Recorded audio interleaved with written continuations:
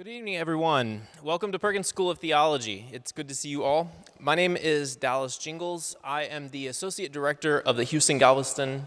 Oh, there I am. I'm the Associate Director of the Houston-Galveston Extension Program, and I teach theology and ethics here at Perkins. And I am one of the conveners of this little conference that we're having, and it's in that capacity that I have the honor and privilege of chairing this session, welcoming you, and introducing our speaker and the conference. On behalf of Dean Craig Hill, I want to extend a very warm welcome. We are all here this evening because of the Dean's vision to more deeply integrate the arts into the life of Perkins as an institution of theological study and teaching. Dean Hill approached me about a year and a half ago to ask how we might convene a rigorous set of conversations and papers related to tomorrow night's performance by Al Staggs. At every point since then, Dean Hill has strongly supported, including allocating significant financial support, this event. Now, I'm sorry to say that he's not here to enjoy these couple of days since he has to be out of the state, but he does send his greetings. I recently stopped by his office to ask if there was anything specific that he wanted me to say to you all, and his response was, I don't have a Bonhoeffer quote ready to hand, but just make sure they know that I'm glad they're here. So he does send his warmest greetings. One way that we can extend a warm welcome is to do everything we can to make sure you feel at home while you're here. You are one of the first groups in the newly renovated Perkins Chapel. This is exciting for me personally since I got married here 10 years ago this year. I was just telling some people, thanks, Ruben. I was just telling some people back there that I haven't been this concerned about how an event in Perkins Chapel goes since then. And while I like to think that it is, my wedding that makes Perkins Chapel famous, or the fact that it actually is ranked nationally as like a really good destination for to have a wedding, it's really central to the life of Perkins as a community of theological education. And I say all of that to say that we want you to be at home here, but one way that it's easy to be at home is to know where the restrooms are. And for all of the beauty of Perkins Chapel, which I strongly commend again as a wedding destination, it's difficult to find them. So they are through here, and then through another door, and then through another door. So that's one. There's an accessible restroom through this door, and you can actually see that. And then there are two restrooms downstairs behind you. I feel like a flight attendant, right? This way and behind you. And down the stairs again, through an entryway, and you will find one restroom that's marked, and then there's another door that's not marked, and that is also a restroom. So now you can feel at home. You know where all of the restrooms are. Also, feel free to get up, and there's no easy way to exit without your feet doing that or something. Just make yourself at home, and if you need to use the restroom or get a drink of water, do that. So for those of you who are here for the next day, the conference schedule is printed in the program, but I want to draw your attention to one change. As I've already said, the chapel is used for weddings, and on Friday afternoons, it's very difficult to actually get in here. So originally, we had booked to be in 2 buildings over, in the Prothro building, or 3 buildings over, but because of the size of the conference, we've now received permission to actually be back in here for tomorrow afternoon, so you will not go to the Prothro building. You'll be in here after lunch.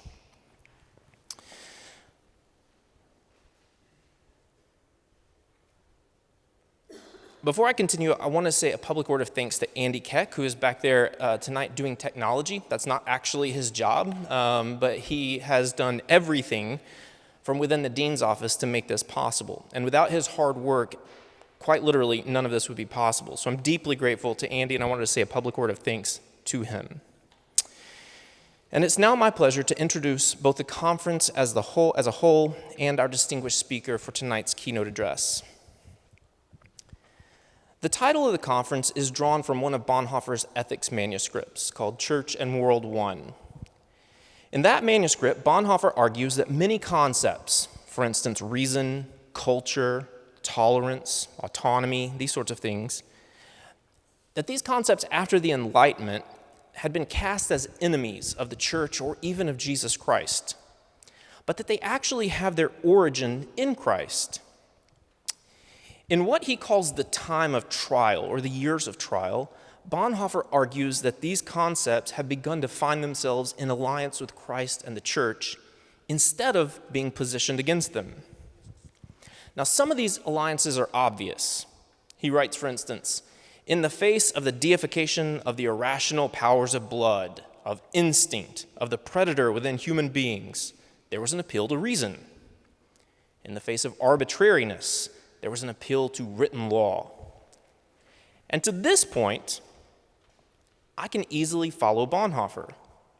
In the face of unbound will and aggression, the inflamed passions of nationalism, you appeal to reason to order those passions. To counteract or combat arbitrariness, you reassert the importance of written law, of the importance of something as mundane as judicial precedent. On both of these fronts, Bonhoeffer is tapping into a line of thought that stretches back from modern moral and political philosophy through Aquinas and Augustine all the way back to Plato.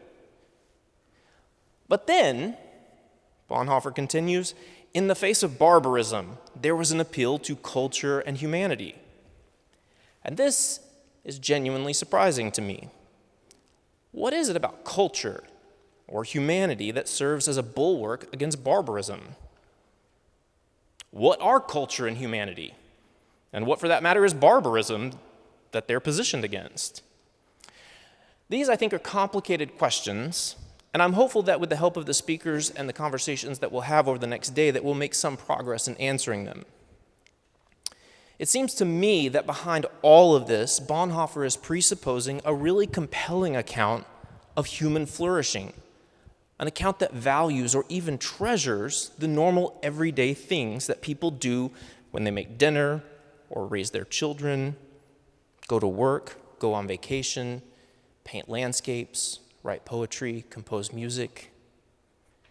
This is an especially compelling vision because when we so often think of Bonhoeffer only in relation to things like killing Hitler, it's very interesting to think that the things that he was contemplating were these everyday activities, what makes for a really good human life.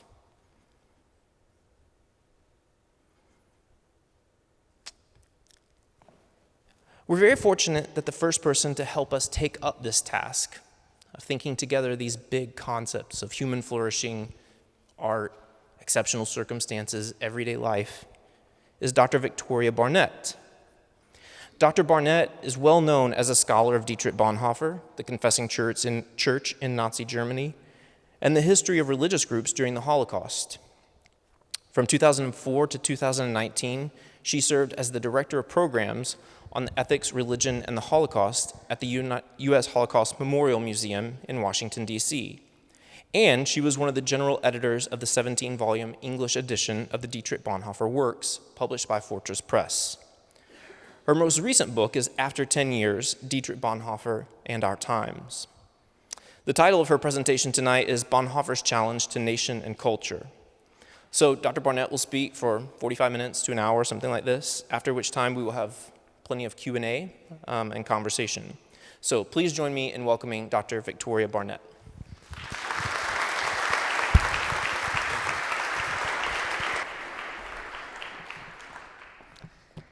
Thank you very much indeed for inviting me to open this important conference. It's a delight to be here, and I'm really looking forward to the program tomorrow.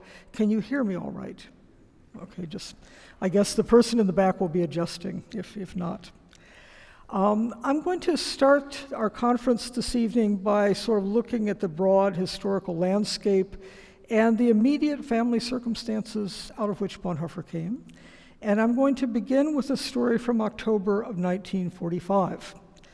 In October of 1945, an American intelligence officer traveled to Berlin on official duty for the U.S. Office of Strategic Services. His name was Felix Gilbert. He was 39 years old.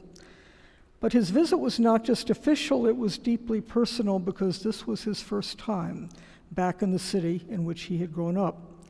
His family had been Protestant, but he was of Jewish descent.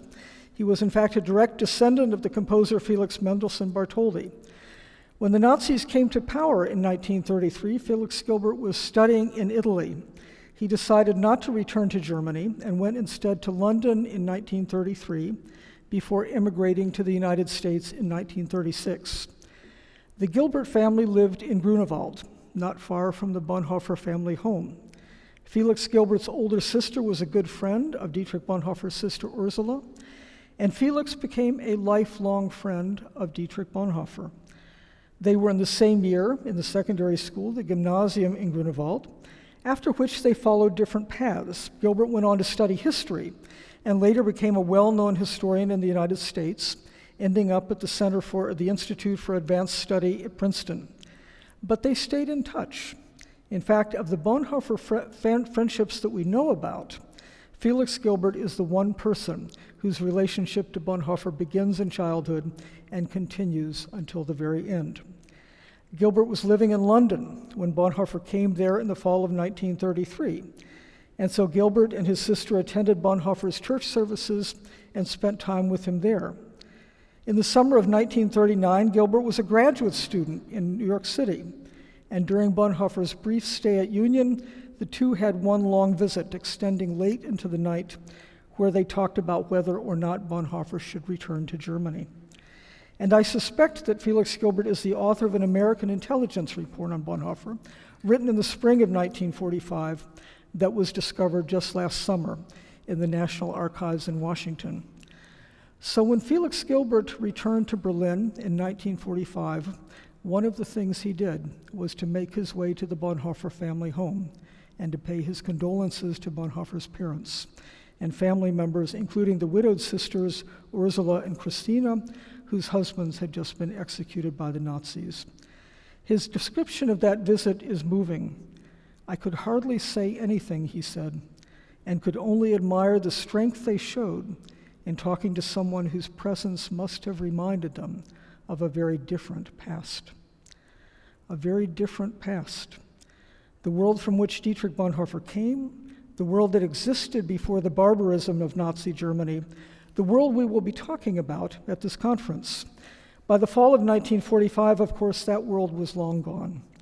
The bombed and destroyed German cities only symbolized the much deeper, more pervasive destruction of German culture, its values, its way of life, an entire intellectual and moral world that disappeared not in 1945, but in 1933. This is often treated just as the backdrop or the stage setting for the drama of Bonhoeffer's life, but I think it should play a more central role than that. And this evening I'd like to reflect on what that lost world really means for our understanding of Dietrich Bonhoeffer and for his own journey through his times, from his boyhood right up to his final days in prison. The various biographies of Dietrich Bonhoeffer, as well as the collections of his letters and the family memoirs, have given us a pretty good picture of that world and his remarkable family. The Bonhoeffer children were well educated in a humanistic, cosmopolitan, but in many ways very traditional household. They were tutored at home until they were old enough to attend secondary school. Bonhoeffer's mother famously said that German children had their backbones broken twice, first in school and then in the military, and she wanted to raise children with backbone. In addition to learning history, literature, languages, and the sciences, there were visits to museum, the theater, concerts. They each learned to play a musical instrument, and the Bonhoeffers regularly held picnics and game days and musical and theatrical events to which they invited all the children from the immediate neighborhood. One of those children was a young boy named Auric Simon, the son of a Jewish composer named James Simon, who had studied under Max Bruch. Like Felix Gilbert, Auric Simon got out in 1933. He went to London, but the rest of his family would not be so fortunate. His mother made it to Switzerland, but his father only as far as Amsterdam, and James Simon would be murdered in Auschwitz in 1944. From his boyhood years, however, Simon later recalled invitations to the Bonhoeffer home, including one in which he took part in a neighborhood performance of Mozart's Toy Symphony. He took violin lessons with several of the Bonhoeffer siblings and admired Dietrich Bonhoeffer, who was several years older, from afar. The Bonhoeffer family home, Simon wrote in his memoirs, vibrated with life and happiness, not of an indulgence, but of a demanding kind. It was indeed demanding. When it came to ordinary life, the Bonhoeffers set a high bar that I suspect very few of us could meet. Their lives reflected that generation and social class of well-educated professional Germans. And so they understood culture, and even what we would think of as ordinary life, as something all-encompassing, from the world and the times in which they lived, to the society in which they were citizens, to the formation of individual character. Bonhoeffer conveyed this world in his famous 1944 letter from prison to his godson and namesake Dietrich when he wrote, and this is a quotation, "The cosmopolitan culture of the old middle-class tradition represented by your mother's home has created, in those who inherit it, a proud awareness of being called to high responsibility in public service, intellectual achievement and leadership, and a deep-rooted obligation to be guardians of a great historical heritage and intellectual tradition. This will endow you even before you are aware of it, with a way of thinking and acting that you can never lose without being untrue to yourself." The word ecosystem gets used a lot these days, but it may be a useful term for thinking about what Bonhoeffer was talking about. The intersections of culture, ordinary life, faith, values, and one's personal place in the context of family, community, and society. In any ecosystem, all the elements are interdependent. Bonhoeffer's family believed that everything that we do, every book we read, every friendship we have, every discipline we develop, whether that is the discipline of daily prayer or the discipline of daily piano practice, shapes our character. When we neglect certain disciplines and habits, they fall into disrepair, or they diminish due to neglect, throwing everything else out of balance. Likewise, when we neglect certain standards and habits of being, when, for example, we tolerate cruelty, or neglect, or vulgarity, or dishonesty, it diminishes us as individuals. I got a glimpse of this into this world during the 1980s when I was living in Germany and was interviewing people who had been in the confessing church for my first book. Many of them were people who had backgrounds similar to that of Bonhoeffer and had been raised by the same high standards. And we see this in Bonhoeffer's own personality. For example, in his letters to his fiancée, Maria von Wedemeyer, in which he advises her on which books she should read and which ones she should not read.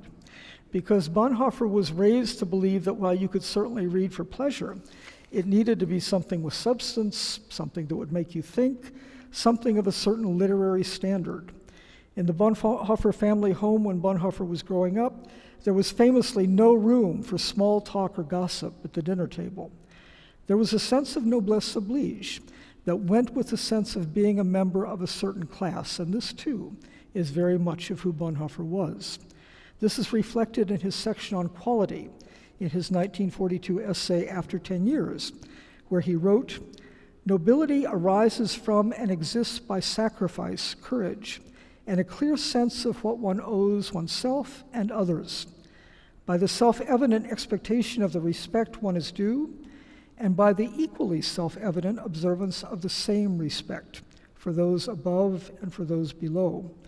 Culturally, the experience of quality signals a return from the newspaper and radio to the book, from haste to leisure and stillness, from distraction to composure, from the sensational to reflection, kill your cable, from the idol of virtuosity to art, from snobbery to modesty, from extravagance to moderation." Quality, character, nobility, modesty. How many of us measure our daily activities by such standards? Even as a small child, Bonhoeffer was instilled with an awareness of who he was in a larger sense, in his relationship to family, friends, and colleagues, and out of that emerged an unusually strong sense of responsibility to family, church, society, nation, culture, and I would argue to history itself.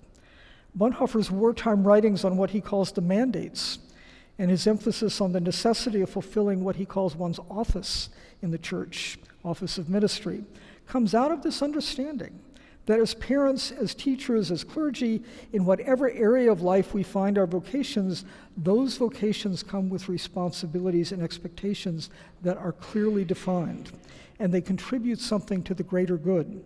As parents, for example, we don't get to decide whether or not we're going to take responsibility for our children. It goes with the role. Similarly, for clergy, there are certain expectations. It was almost as if Bonhoeffer and his siblings were raised to be citizens in the fullest sense of that word, and to challenge corrupted notions of nation and culture. Along with that came a well-developed and well-tended sense of this worldly idealism that recognized the moral significance of our ordinary lives and habits. That idealism existed independently of Bonhoeffer's theology, although it certainly informs it. But it was shared by his siblings who had no real relationship to the church. And it's certainly striking to see the models for this idealism that Bonhoeffer drew on at different stages of his life. An early model was the Greek playwright Euripides, author of a number of famous tragedies, including the Trojan Women. In 1922, at the age of 16, Bonhoeffer wrote an essay for a school exam that in retrospect is quite haunting.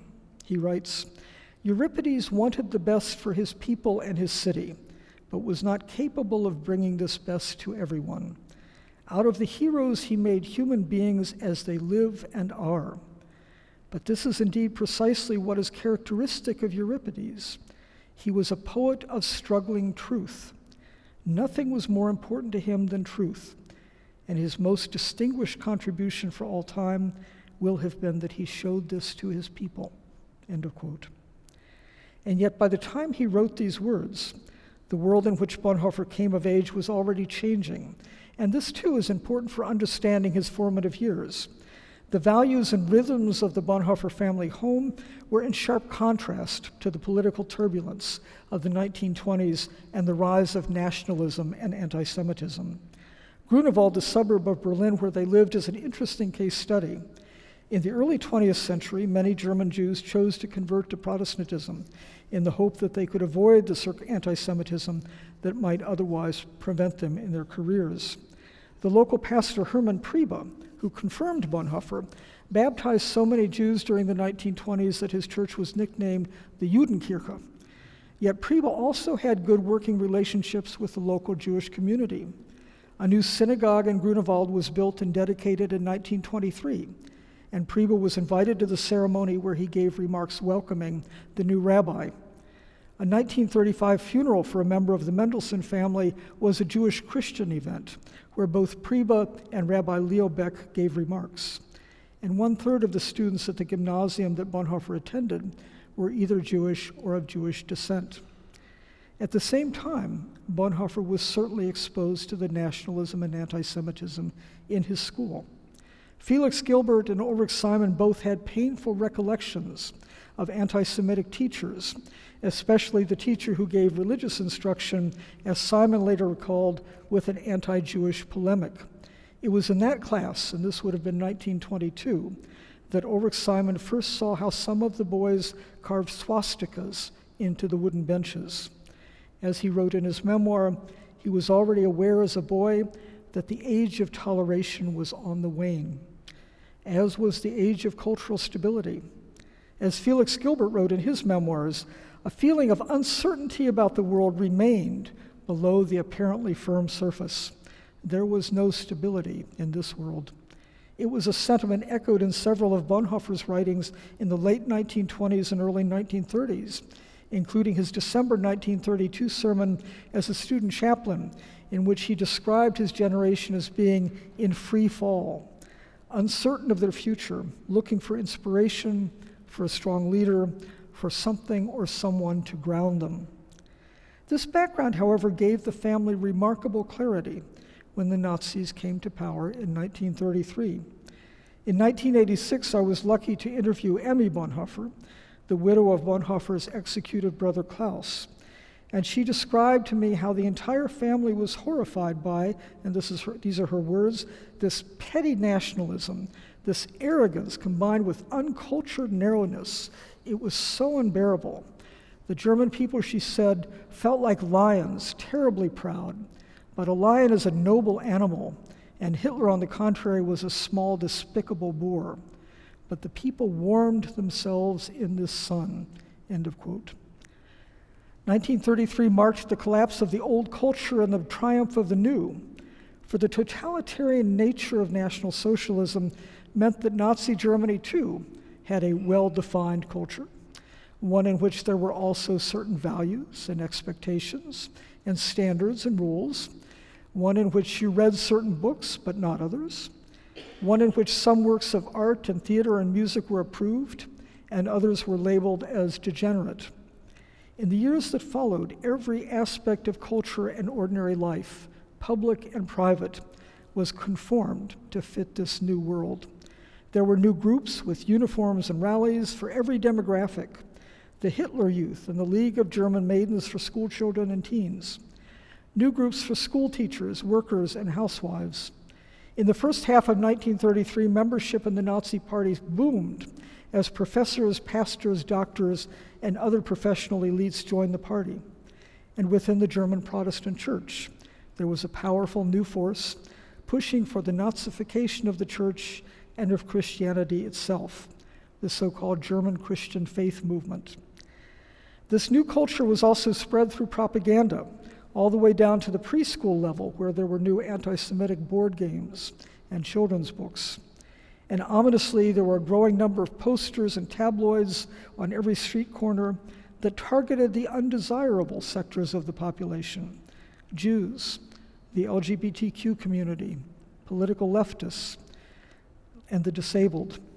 There were early posters, for example, with crude caricatures of disabled people that highlighted the supposedly high cost to the German taxpayer for maintaining institutions for such people.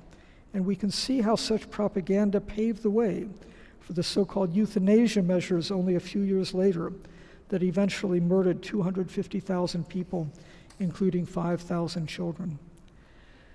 The historian Clemens von Klemperer, one of the many historians who fled Nazi Germany and came to this country, once described Nazi Germany as a consensual dictatorship, and I think it's the best description there is of that history.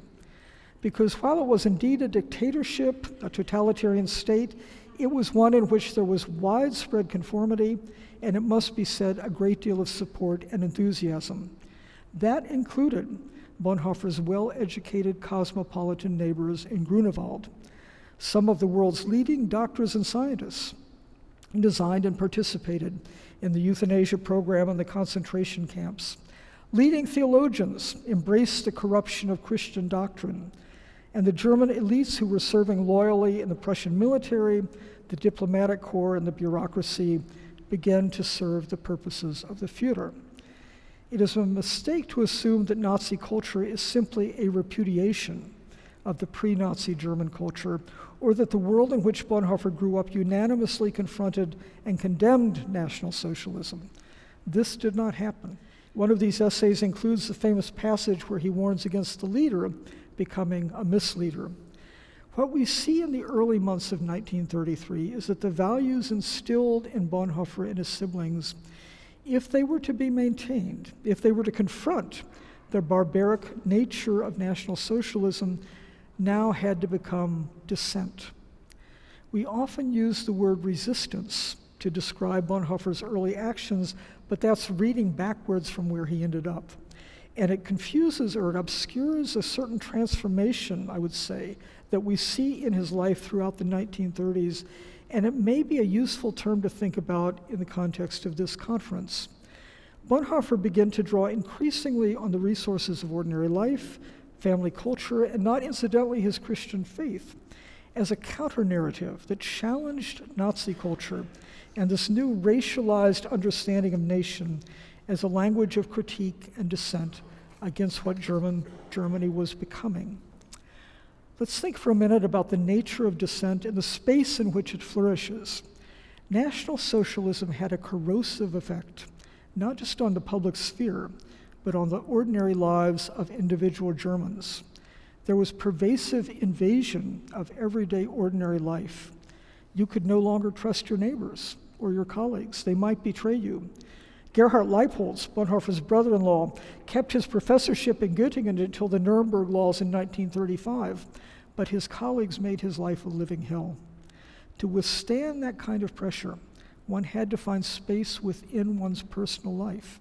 Often, and this is especially true of the Bonhoeffer family, this made the community of the family and very close friends all the more important.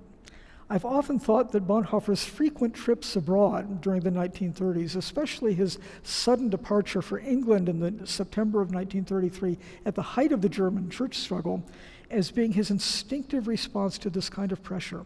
He was 27 years old. He had to get away from this. He had to breathe free air, to move and talk and write in a non-Nazi atmosphere, to have conversations with other people without having to look over his shoulder. Dissent creates that kind of breathing space, but it's a space that has to be created and nurtured.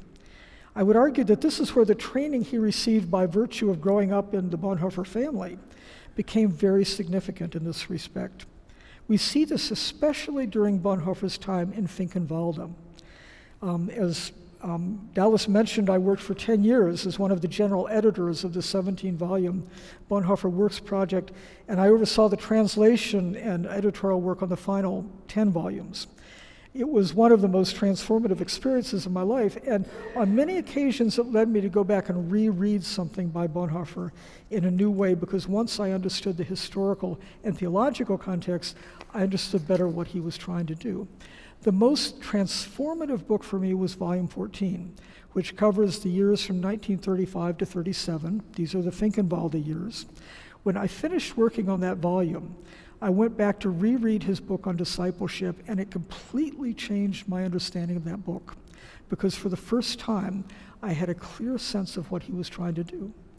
To remind you, Finkenwalde was one of 5 confessing church seminarians, set up to train seminarians for the ministry who did not want to work in the official Protestant church, which had largely conformed to National Socialism. Finkenwalde opened in the spring of 1935. It was closed by the Gestapo in September 1937, after which it continued as a loose network of confessing seminarians who secretly met. During its brief existence, a total of 113 young men studied under Bonhoeffer in Finkenwalde. They were all men, although there were women training for the ministry during this era, but that's another story. So 113, that number is a fraction when you consider that there were around 18,000 Protestant clergy in Germany. And they were a marginalized fraction, a group of people who simply by signing up for this were taking a significant career risk as well as a political one. Finkenwalde differed from the other confessing seminaries in that it wasn't set up as an academic seminary. Inspired by his visits to monastic communities in England, Bonhoeffer intentionally set Finkenwalde up as a community with a strict daily routine, daily practices of prayer, devotion, confession, as well as daily routines that built community, sports, games, fellowship, and music. He also taught theology and Bible, but those academic components were part of this larger holistic rhythm, if you will, of ordinary life, not dissimilar to the Bonhoeffer family home. What I understood much better after reading Volume 14 was that Bonhoeffer was training these young men for the Christian ministry in a totalitarian state, in which there was widespread and massive conformity, surveillance, enormous political pressure, and in which the existing Protestant churches, including much of the confessing church, to a great extent had succumbed to these pressures.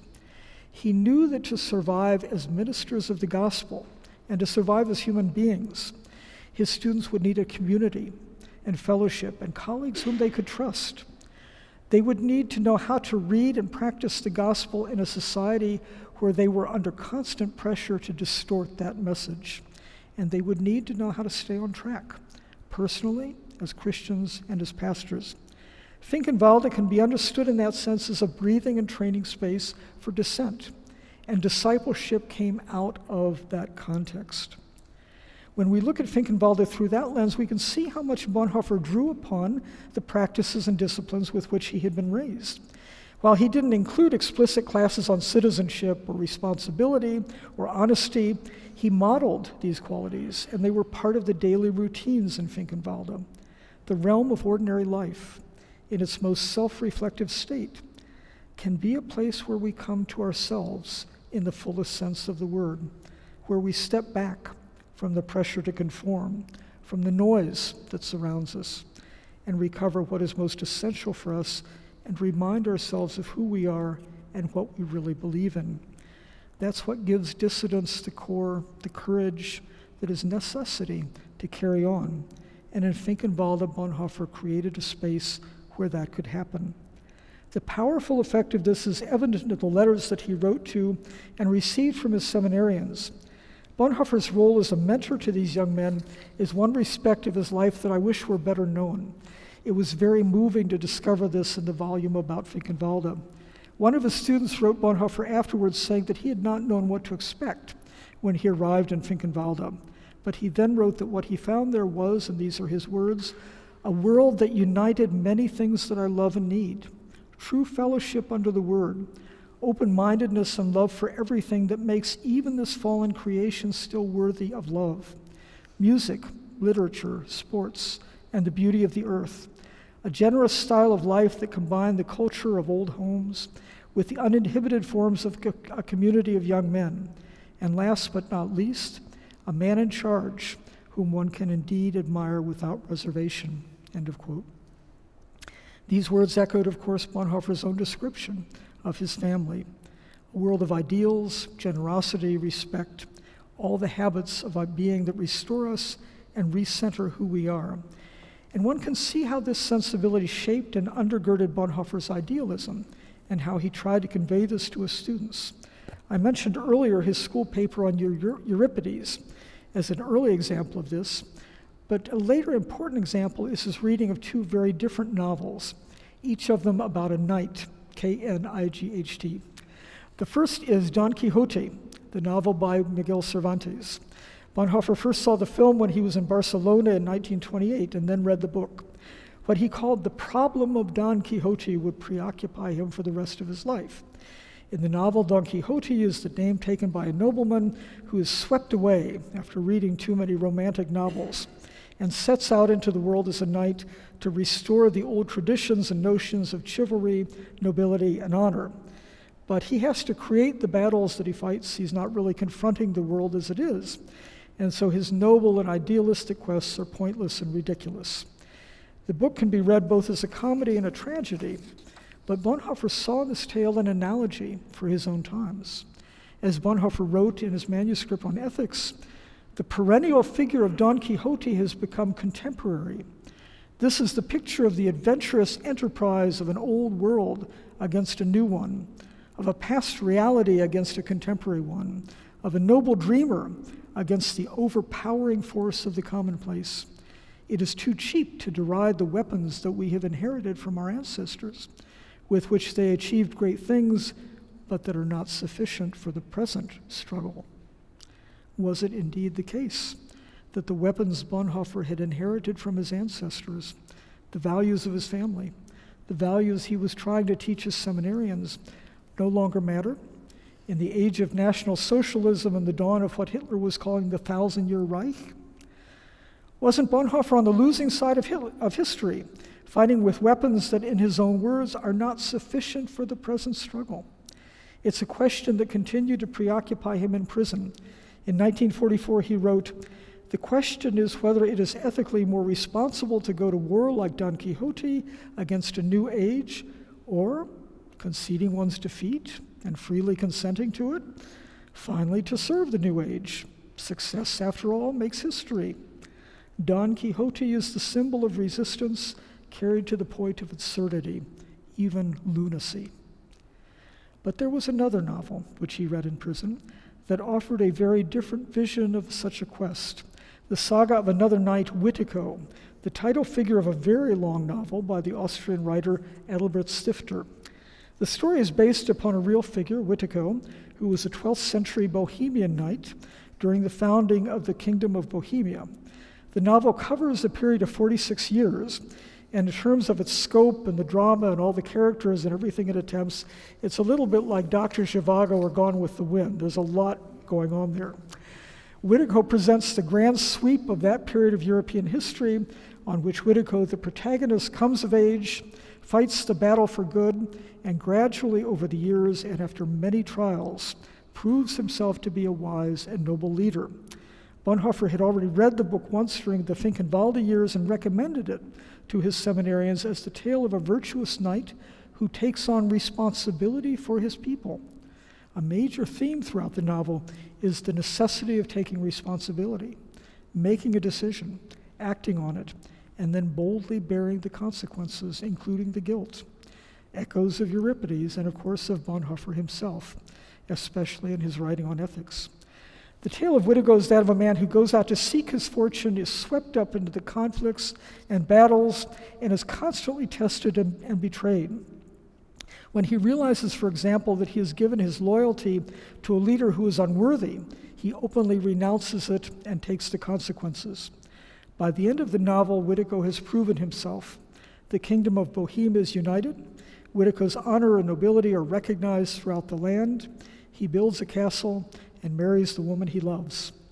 And yet the novel ends with the rise of the first Holy Roman Emperor, Frederick Barbarossa, who would subsequently take over Bohemia. And so the storm clouds of the next violent period of history are already on the horizon.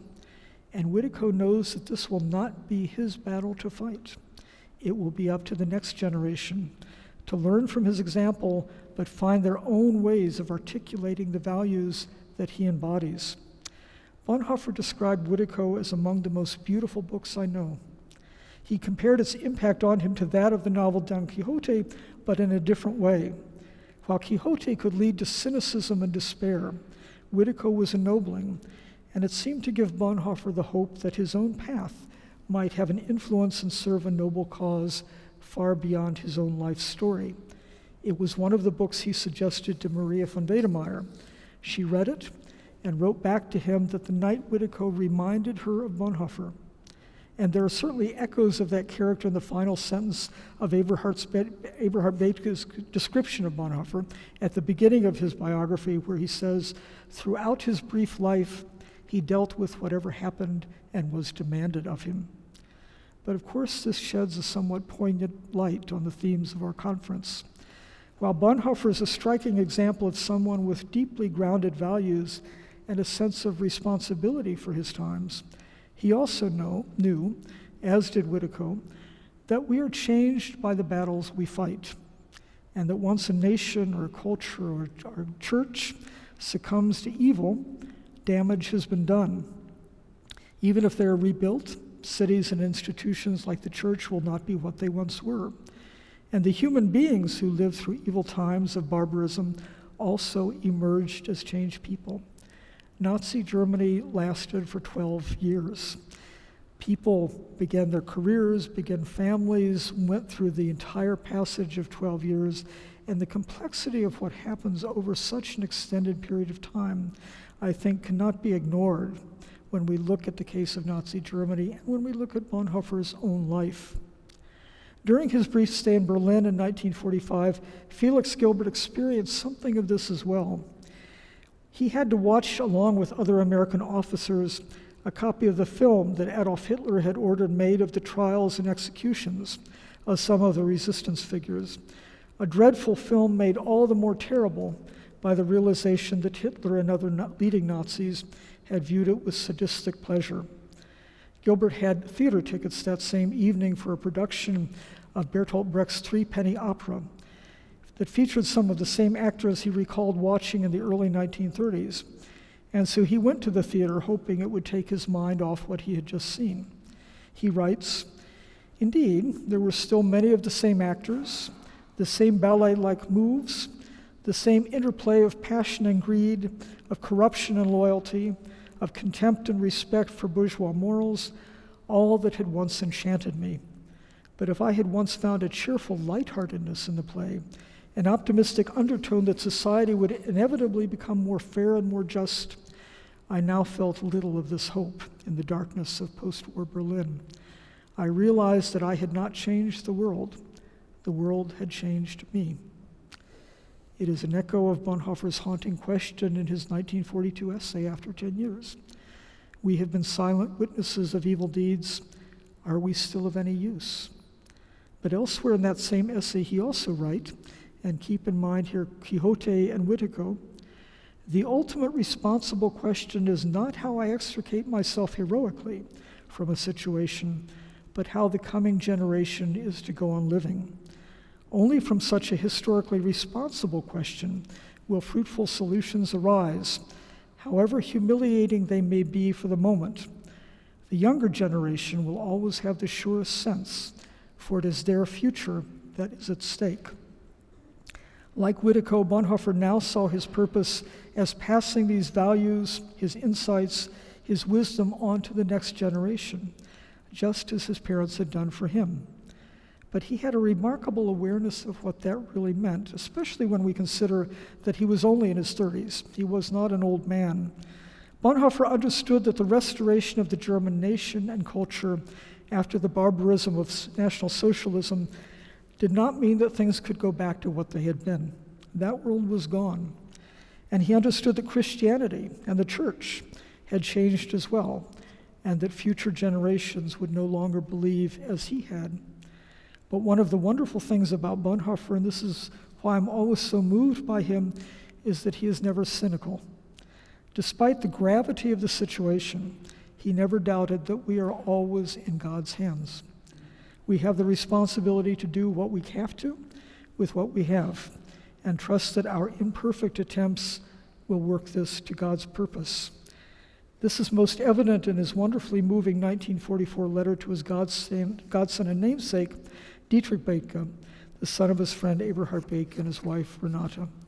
It's a lengthy document. I quoted a little from it at the beginning of my talk, and it opens with a detailed account of the world from which the family had come, the world that little Dietrich Bethge was inheriting, a world that Bonhoeffer then notes is now gone, and whose culture and values utterly failed because of the rise of National Socialism. He was especially outspoken about the failures of the German churches. Germans could no longer grasp the true meaning of the Christian faith into which little Dietrich was being baptized, he wrote. And Bonhoeffer said, "This is our own fault. Our church has been fighting during these years only for its own self-preservation, as if that were an end in itself. It has become incapable of bringing the word of reconciliation and redemption to humankind and the world. And so the words we used before must lose their power, be silenced. And we can be Christian today in only two ways, through prayer and doing justice. By the time you have grown up, the form of the church will have changed considerably." In our heritage, including culture, faith, beauty are all reservoirs that we can draw upon in times of trial, including times of evil and violence.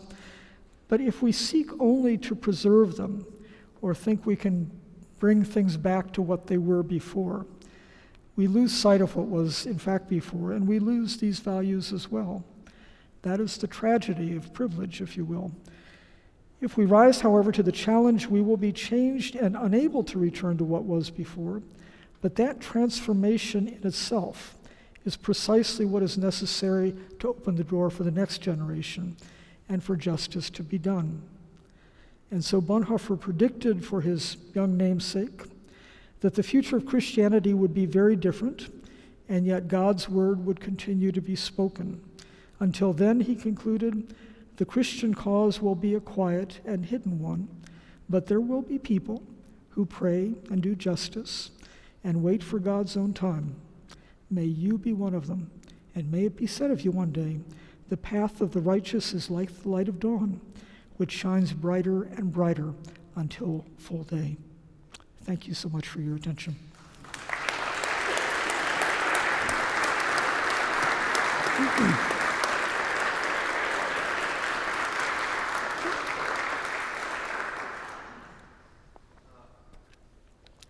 I'm very grateful for the... I think I turned it off. That's my fault. Very grateful for the wonderful opening talk. This is a very helpful way of locating everything that we're about for the next day or so. So now we have a bit of time for question and answer. Thank you so much. I have many other questions, but let me just ask a very simple one that I missed because of maybe my hearing. You mentioned a difference between resistance and dissent in Bonhoeffer's writings, and I just wanted to catch that again. Would you please? So I'm starting a new train of thought here. The question is about the difference between resistance and dissent, and I'm having an ongoing argument about this with several people, so I don't have an easy answer to your question. But it seems to me that, as I said, we think of Bonhoeffer's resistance as I understand it as a very activist moment. I mean, one thinks about Bonhoeffer in the German resistance during the war, and yet when you look at him throughout the 1930s, he's not that politically active. He's active in different ways. He leaves Germany a lot. He's in the middle of nowhere in Finkenwalde. And yet, as I was reading through the Bonhoeffer volumes, it seemed to me that he really was creating very deliberately a narrative that would counter both the political realities around him, but especially the realities in the church, because the theology of German Protestantism at that time was very nationalistic and anti-Semitic. And so this idea of dissent being a way of grounding yourself so that you know from there what to do. But as I said, we could all argue about this, and I'm having several arguments right now as I try to sort out my own thinking about it. But I wonder if it's an interesting thing just to sort of put these two things alongside each other and think about the possible distinctions between them. I say that also because over the years in my work, especially at the Holocaust Museum, most of my focus has been on historical research. And when you look at the history of Nazi Germany during the 1930s, and you're looking at resistance groups and figures during that period, including in the church, Bonhoeffer is not really among them. I mean, there are people who really do a lot more than he does during that period. And yet it seems to me that he is moving in a very profound way to, in his thinking, to really counter what is going on. So that's why that's what I meant. May I have a follow-up to that just briefly? I hope this can turn to a dissertation, but I will resist that. My wife's family is Catholic, and when I go and visit her home, and I hear the stories of her parents who were living in that era as Catholics, instead of saying Heil Hitler, they would say Grüß Gott. Right. And so that was a way of not participating, but in a way that was not too obvious. Which is a kind of dissent. I mean, I think that there's a lot of on that level where people just say, there's a part of me, for my own self-respect, I'm not going to go along with certain things. And dissent too, I think you can look at a spectrum of dissent. But I would sort of see that kind of thing in that light.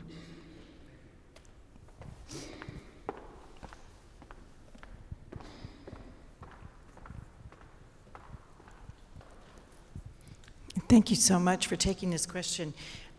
In his letters and papers from prison, he wrote this comment about against stupidity we are defenseless, and he seems not to have that charity toward those above and those below that you had mentioned earlier, and made a comment, never again will we try to persuade the stupid person with reason, for it is senseless and dangerous. And I wonder if you could illuminate some of that. Sure. Do people know the passage he's talking about? If you've read his essay After 10 Years, it's a long commentary to after 10 years, this is written in 1942, so he's talking about what has happened to Nazi Germany in 10 years of National Socialism. And he does this analysis basically of why every sector of society caved into this stuff. So I think, and there's a section on stupidity, which, talks about people who are being stupid. So keep in mind that he's talking about people who've become Nazis. I mean, he's talking about people who seem to have left behind all of their values and have completely embraced something without even thinking about it, and how easily people, follow things, how easily they go along with things. What he's describing is a society in which people, by and large, have ceased to think for themselves, or they always look around them to see what everybody else is doing, and that's what he's describing. So I think it's interesting that you mentioned this. I was on a panel a couple of years ago with somebody who really felt that this was sort of a class distinction. Bonhoeffer was looking down at people who were below him. And there is some of that. It's one of the places in the essay where you can really detect a note of anger, where he's just totally fed up with these people. But I don't, and I said to this colleague, I said, he's talking about Nazis, he's talking about stormtroopers, he's talking about well-educated people like himself who have decided to follow this stuff. So it has that nuance to it, I would say.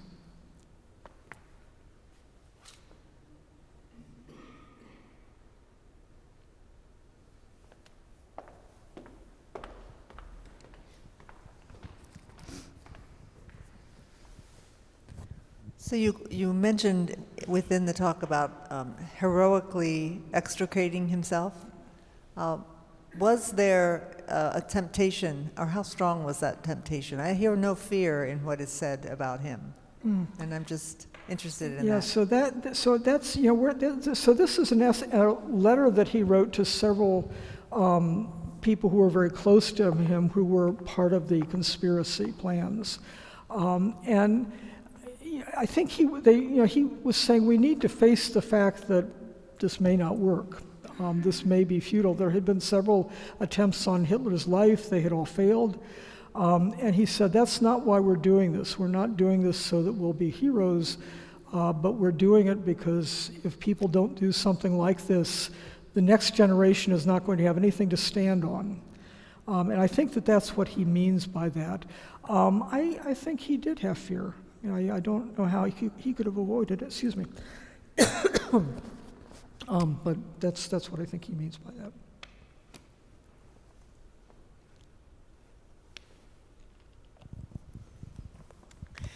Hi. Did Bonhoeffer show in his writings and the things that you've examined a sense of knowing what was going on as far as Germans' military woes were concerned? Because his action occurred when, from a military point of view, Germany was in decline definitely on the Eastern Front, and on the Western Front, the Allies were beginning their march. So I wondered if you could illuminate that for us, please.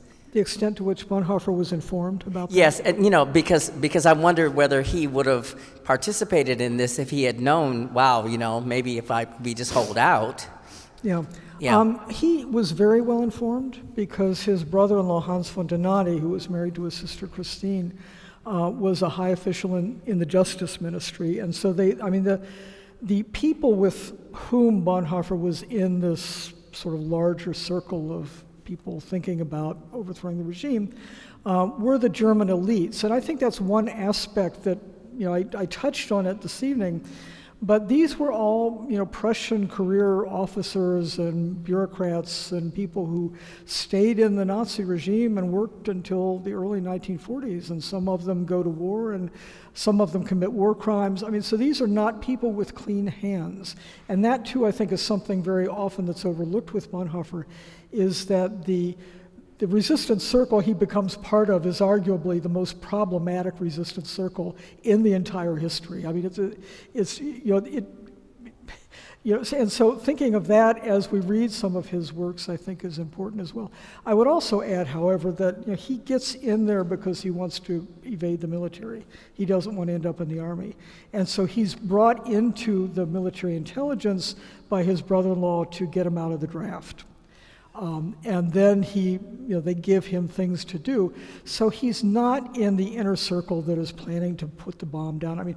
The mythology about Bonhoeffer usually has some kind of front and center, and he's not but he's part of this larger circle of people who, because of their status in this regime, he know what's going on, and he knew very well. He knew about the atrocities, he knew about the course of the war, and was informed. They knew about D-Day even though he was in prison, so he got information.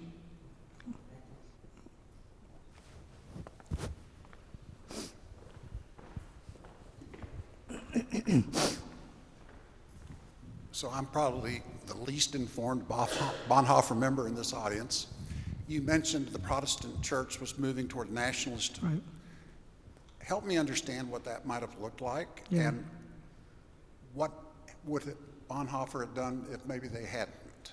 Yeah, wonderful question. Thank you for asking it. So in the 1920s, after the First World War, before the Nazis come to power, there's sort of this, the Nazi party's founded in 1920. Throughout the 1920s in Germany, you get all these right-wing movements, and you get some of the movements in the churches, including one in the Protestant church called the German Christian Faith Movement, that becomes very strong in the early 1930s. And when the Nazis come to power in 1933, this movement, which included some theologians, lots of pastors, decided that this was their moment, and Hitler backed this movement in the church.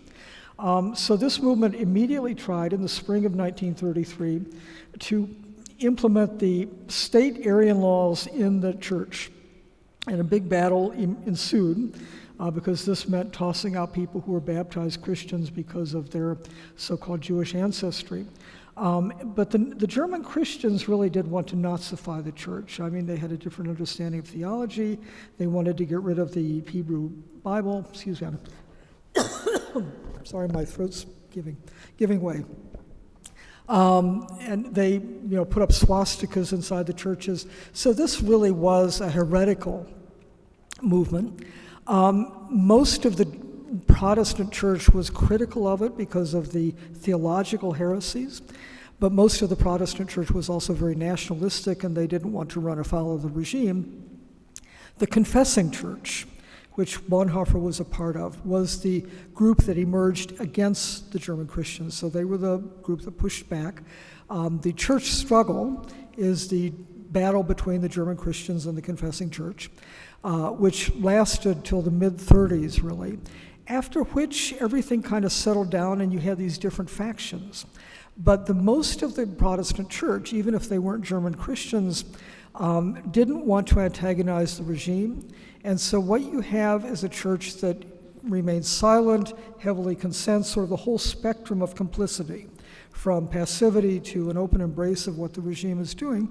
And the confessing church becomes increasingly marginalized.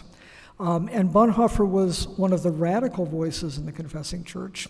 He thought they should be a separate church. He felt that they shouldn't be in the same church with these other people. He didn't get much support for that. And so he himself felt very isolated within the church, and I think that's one reason why he ends up in a place like Finkenwalde, where he says, okay, I'm going to do what I can do here with these young men.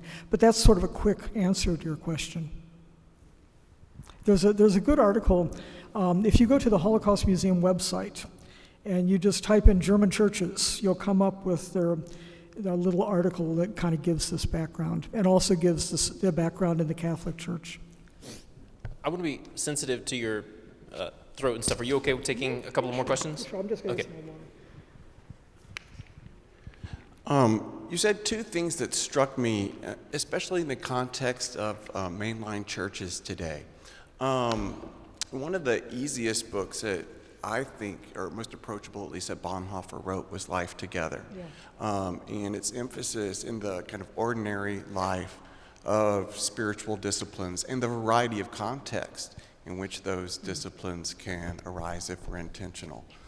And you said these two things that kind of struck me for where we are today with the various parallels between the 30s in Germany and the States, both politically and in the church. You said we humans, or Bonhoeffer, needed community to help him find the space to be able to dissent.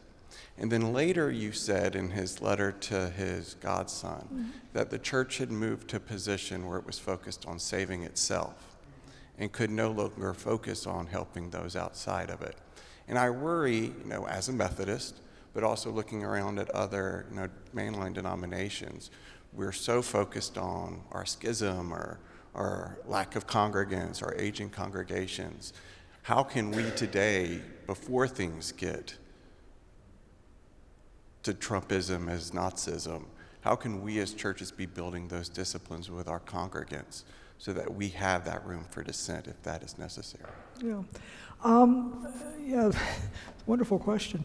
What Bonhoeffer is saying in that 1944 essay, he's looking, or his letter to his godson, he's looking at what I was just talking about how the church had really caved to National Socialism, and for that reason was no longer a church. I think nurturing an awareness, if you're a pastor, if you're a teacher, if you're working with young people in a church setting, nurturing that awareness of what it means to be a community of church. And that's where that book, Life Together, is truly wonderful, because that's something that a group can read. But the other thing I would say that I've really sort of gotten from reading Bonhoeffer is that we tend to worry about the church dying out because of what the world is doing. And Bonhoeffer, in this letter and elsewhere, that's not his fear. He feels that there will always be Christians, as he said, quietly and in hidden places, doing the work of God. That's how the early church began, and that's what it means to be church. And so you nurture that, you nurture the community in the faith that is what we're called to do. As he said, we may not win in worldly sense, but it's important for the world today and for future generations. It's really important in difficult times. And if you look at the history of any social movement, and if you look at the long history of any social movement where you see they succeed and then they fail and then they get pushed back, and we're seeing much of that today, you realize it's not an easy game where you play the game, you win, and the game's over. It's a historical battle. It goes on. When I was doing my interviews in the 80s with people who've been in the confessing church, one of the women I interviewed said two wonderful things. She said first that she was arrested and taken for Gestapo interrogation, and she described the church that she was a member of as being like the church in the catacombs. That she said suddenly she realized what it must have been like to be the early church. And she had grown up in a privileged setting. She had never really thought of being a Christian as being something risky or being something that you might have to, lay down your life for. But that's what brought it home to her. And then the other thing was after she got out of prison, she went to her superintendent and said, I'm so discouraged. I'm not sure I can keep going. I'm doing youth work. The youth never come. And he said to her, do you know the medieval towns in Germany where you have fountains in the middle of the town? And she said, yes. And he said, is the fountain always running? And these are fountains where there's a spring underneath, and so you've got a fountain always going. She said, fountain's always running. And he said, so you've got to think of yourself as a fountain. People walk past you every day. They may totally ignore you, but they know that if they need the water, it's there. And to have that sense of who we are, that's a wonderful thing we can do with our lives if we're willing to do that. And that sort of detaches our daily life from the idea that we have to be successful, or that we're, I think that's, so that having that awareness, and I think Bonhoeffer had that awareness and was trying to instill that in his students. So I think I saw one hand here, A couple of and then one here, and then one here. Are you up for three Sure. more questions? So I should say, we have it listed till 9 o'clock, but that's not actually because we're going to make her work until 9 o'clock. It's so that you have plenty of time to stay and talk and afterward. But we'll let you off the hook in just a minute. I wonder to what degree Germany's economic revival or financial audacity influenced or invited the political barbarous culture into the neighborhood and into the church, and what could be done about that? So I'm not sure I understand the question, or maybe I didn't hear it correctly. So Germany's economic revival? We talk about, we've we've said something to the extent that the German person, Bonhoeffer, knew who he was. Right. But we know before the collapse of Germany into Nazism, they really didn't know who they were. They were in horrible economic conditions. It was a pitiful situation. And then there was this economic revival, audacity, an amazing financial event, and yet that had to project the political barbarous culture. They weren't the barbaroi other, they were the barbaroi in the neighborhood. They were the people that became the informers. How did that happen, and was the economic revival or the financial influence a significant part of that? After 1933. Maybe to some extent. I mean, it's an interesting question. As you say, during the 20s, I mean, one reason that National Socialism became popular was that it really fed on the resentment of people in Germany had really gone through a very difficult time financially. Hitler comes to power, and immediately you've got the rallies, and of course, financially, they're starting to do better. I don't think that's the only reason that people bought in. I think some of it really was, I mean, if you look at the different sectors of society, all the major institutions were looking to make sure that they kept their place and their power, including the churches. The professional elites wanted to find their place in this new system. I mean, there's a way in which, Hitler kind of draws everybody together again, so that especially in the early months, the dissidents, I mean, he gets rid of communists and he outlaws parties, and he arrests people and he drives people out of the country, and everybody else goes along with it because they feel that they'll find their place. So I think that's some of the dynamic that we see. And others, I mean, this is true of Bonhoeffer's brother-in-law, who stayed in the Justice Ministry.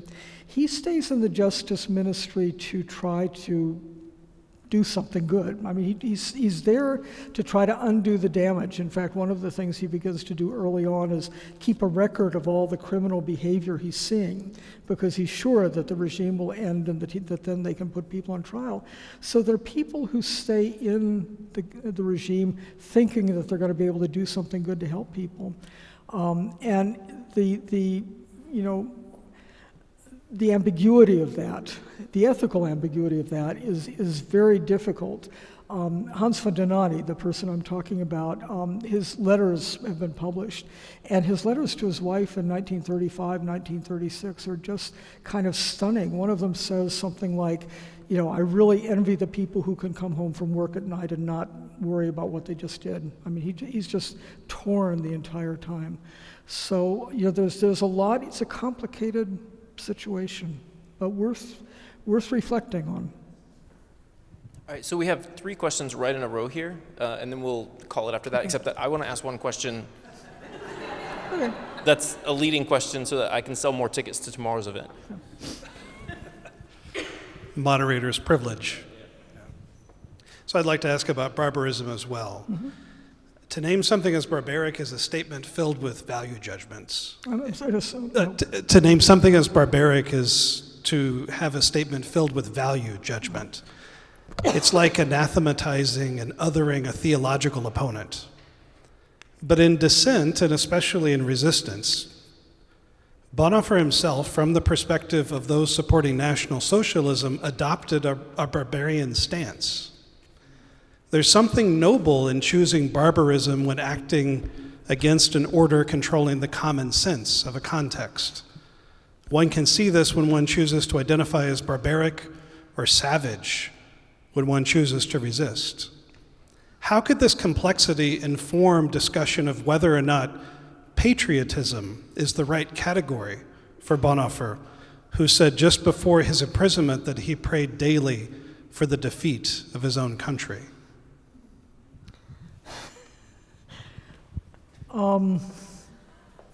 I don't know. I mean, I think patriotism, all these words, so I'm going with barbarism because it's the title of this conference. So you can ask him. But the word, you're asking me questions about what other people have written, and so patriotism, true patriotism, which is the title of an anthology that somebody put together, I think people try to detect and discern in Bonhoeffer. I mean, he does have a love of country. A true patriotism, let's say, goes against is one that embraces the true values of the country. I mean, one could think on that lines. I'm not really sure what the question is, actually. So maybe we can talk about it later.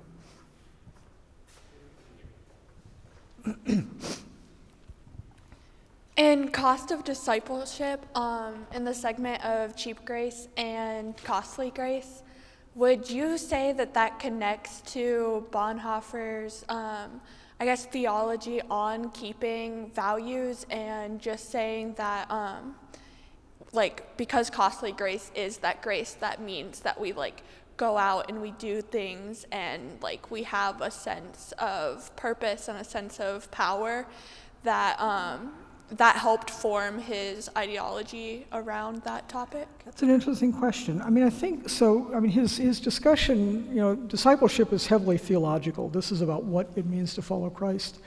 But I think that the things I was talking about earlier, this larger sense of, how one should be and the seriousness with which we should take what we do and the values that come out of that are things that inform that theological understanding of what real grace is and what cheap grace is. So I think that there is that background is part of what he's talking about.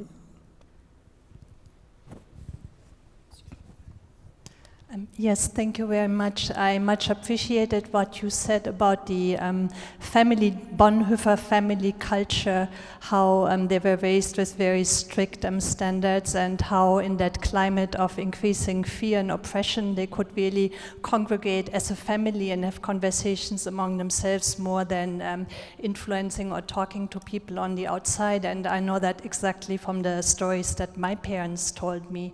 What was interesting for me, and that's also the question I would like to ask you, from what my parents tell me, in their families, they knew their friends and the friends never changed. The friends never went to the other side. So my mother said even in school, they kind of knew who we are and who are the Nazi girls, she would call them. They would still play, but they would be very careful. So I guess my question is, did Bonhoeffer have friends that turned to the other side? And when that happened, what were the kind of conversations? What happened then? Or how can we explain that some people didn't turn to the other side and others did? Is it the family culture, or what is it? Yeah, so that's a great question, and I don't think there's an easy answer as to what turns people around or what keeps them on the track. There are several friends and students that he has who do become nationalistic. And Bonhoeffer himself, I'm going to open up a whole can of worms here, and it's almost the end of the evening. But based on my research, I would say that Bonhoeffer's own flirtation with German nationalism in the late 1920s was a little bit deeper than his biographer wanted to let on. It went on a little bit more. And he has one friend from that era, a man named Fritz Ullman, who was apparently a close friend, who definitely, he was certainly pro-Nazi and certainly supportive of the regime. And it's interesting in the Bethke biography because he kind of disappears. And whenever somebody kind of disappears, you wonder what happened to them. Bonhoeffer actually sends Ullman in his place to an ecumenical conference in the early 1930s, and Ullman gives this ringing speech praising what's happening in Germany. And the ecumenical friends write Bonhoeffer and say, who is this guy? And after that, Bonhoeffer kind of backs off from him. Ullman stayed on as the editor of Junge Kirche, which was the church publication for the Confessing Church. He was a nationalist. I don't know if he was a member of the party, but he certainly represented that point of view. So there are interesting ties there that I think, I'm trying to do more research on them myself, but I think that there are aspects that deserve more more study. There are several friends that Bonhoeffer himself kind of backs off from because he just, he can't agree with them and he really doesn't approve of what they do. And of course, as the 1930s progress, he's very, clear on that. Thank you very much. I want to ask one last question here, which in keeping with the theme of the conference is, in your description of Bonhoeffer's early childhood, his account of that world, that culture in the sermon for his Godson's baptism, these sorts of things, I'm wondering if there is, what is the place or the end or the telos of art or these sorts of cultured activities? So it seems like we always are looking for Bonhoeffer as ways of funding dissent or resistance or whatever the case is. And so your two examples of novels are ones that generate a certain sort of activity or at least a disposition to activity. Is there a place for art or culture or leisure or sport or something that is just good for its own, that's good on its for its own sake? I think so. I mean, throughout his life, he tried to make time to, he loved music. He played the piano apparently quite well. If he went to a city, he tried to go to the theater and to concerts. That seems to be the form of art, that music and theater that he was most drawn to. And so I think music in particular, that was something that nourished him. I mean, one of the reasons we engage in art is that it feeds something in us and opens up another world for us. And I think that Bonhoeffer found that in music. Well, will you please join me in thanking Dr. Barnett for a really wonderful session? Thanks.